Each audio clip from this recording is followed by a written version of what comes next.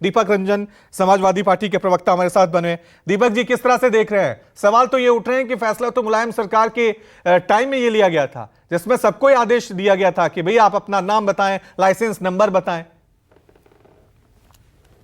रवि जी, आज गुरु पूर्णिमा, आप सभी को गुरु पूर्णिमा की हार्दिक बधाई और शुभकामनाएं।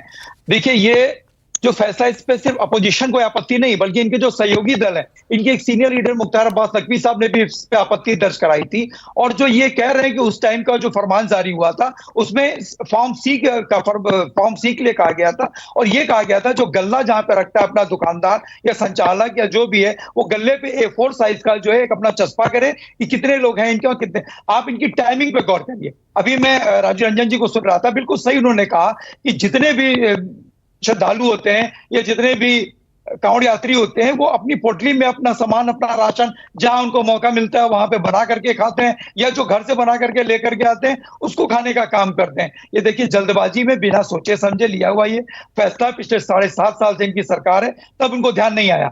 आज जब उत्तर प्रदेश की जनता ने इनको आईना दिखाने का काम किया, इनको 33 सीटों पे जब इनको समेट दिया, तब इनको सारी चीजें, हिंदू मुस्लिम सिख ईसाई अमीर गरीब सारी चीजें इनको याद आने लगी। और ये आज की तारीख में राजीव रंजन जी ने बिल्कुल सही कहा कि जो लखनऊ से दिल्ली, दिल्ली से लखनऊ, डिप्टी सीएम की और सीएम की लड़ाई जो ऑन एयर होने लगी, लोग को जहन में आ गई, उस पे से पर्दा डालने के लिए आज की तारीख में सारी चीजें छोड़ करके आप आज भाई आरएसएस की इतनी महत्वपूर्ण मीटिंग होने वाली थी, वो मीटिंग किन कारणों से निरस्त हुई, किन कारणों से स्थगित हुई, उस पर कभी किसी चैनल ने प्रकाश डाला? और जो ये कह रहे हैं भाई, आप जो कह रहे हैं कि कोई थूक के देता है, कोई कैसे देता है, वैसे तो देखिए जायज, अगर उन्होंने किसी ने थूक कर दिया तो निश्चित रूप से उसके खिलाफ कार्रवाई होनी चाहिए। अगर समोसे में किसी ने इस तरीके का कृत्य किया तो निश्चित रूप से उसके ऊपर कार्रवाई होनी चाहिए। लेकिन इन्हीं के भारतीय जनता पार्टी की सरकार में रवि जी, उत्तर प्रदेश में एक इंसान के ऊपर मूत्र करने का काम करता है, बाथरूम करने का काम करता है, उसको आप कैसे जस्टिफाई करेंगे? उसके खिलाफ आप कौन सी कार्रवाई करेंगे? और रवि जी, सिर्फ ये एक घटना नहीं है, ऐसी कई घटनाएं हैं। हम लोग जब नवरात्रि में व्रत रहते हैं रवि जी, तो हम लोग सेंधा नमक का उपयोग करते हैं, और सेंधा नमक आता कहां से है?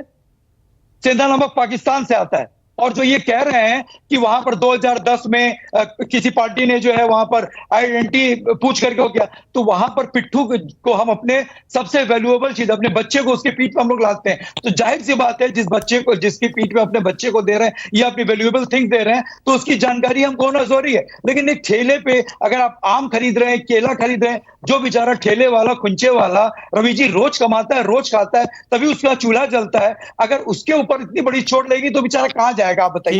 ठीक है तो दीपक जी आपका पॉइंट हो गया। दीपक जी आपका पॉइंट हो गया, लेकिन सवाल तो यही है ना, एक आम आदमी जो है वो सड़कों पे निकलता है, उसको इन चीजों से कोई मतलब नहीं। और कांवड़ यात्रियों से बात हो रही थी, वो भी कह रहे थे कि हमें ज्यादा फर्क नहीं पड़ता, हम इतना ज्यादा सोचते नहीं है, साफ सफाई हो, प्याज लहसुन ना हो, जो हमारी परंपराएं हैं, जो रीति रिवाज है उसके हिसाब से हो, हिंदू और मुसलमानों में कोई फर्क नहीं पड़ता। सवाल यह है कि बीजेपी धर्म की राजनीति करती है, समाजवादी पार्टी जाति की राजनीति करती है। इन्हीं दोनों की टकराहट से यह सब कुछ देखने को मिल रहा है समाज में।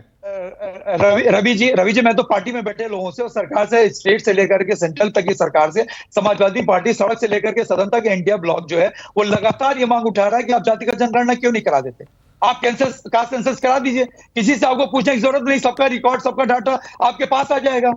आप जातिगत जनगणना किससे क्यों पीछे हट रहे हैं? जब आपकी जाति पूछ करके या उसका समाज पूछ करके अगर आप उसका बोर्ड लगवाना चाहते हैं, तो आप जातिगत जनगणना कराने से आप पीछे क्यों हटते हैं? आप कास्ट सेंसस कराने से आपको क्या पड़ेगा? आपको क्या गुरेज कास्ट सेंसस कराने से? अरे आप कास्ट सेंसस करा दीजिए। हिंदुस्तान के एक एक नागरिक का, एक एक लोगों का, हम तो बार बार कहते हैं जिसकी जितनी संख्या बढ़ी उसकी उतनी भागीदारी। यहाँ पर जानवरों का जनगणना, जानवरों की गणना होती है, पेड़ पौधों की गणना होती है, लेकिन इंसान की जनगणना कराने में इनको दिक्कत हो रही। अरे भाई, आप कास्ट सेंसस करा दीजिए। हम इंडिया गठबंधन की तो लगातार ये मांग है, यही तो कह रहे हैं कि धर्म और जाति में सबको जाके रखा है, धर्म और जाति में सब उलझ गए। इंसान नहीं रहा है, दुकानदार नहीं रहा है, उसका नाम बदल दिया गया है कि आसिफ है, ये रमेश है, ये सुरेश है। यही तो खेल चल रहा है, ये पहचान बताने का, ये एक वर्ग बताने का, एक ग्रुप बनाने का जो पहचान चल रहा है, वोट बैंक बनाने का सिलसिला चल रहा है। क्या इसी वजह से जो मूल मुद्दे हैं हमारे, नीट का मुद्दा भी चल रहा था, पुलिस भर्ती का मुद्दा जो पीछे चल रहा था, वो पीछे छूट जाते हैं और इसी तरह के मुद्दे में हमें बहस करने पे मजबूर होना पड़ता है।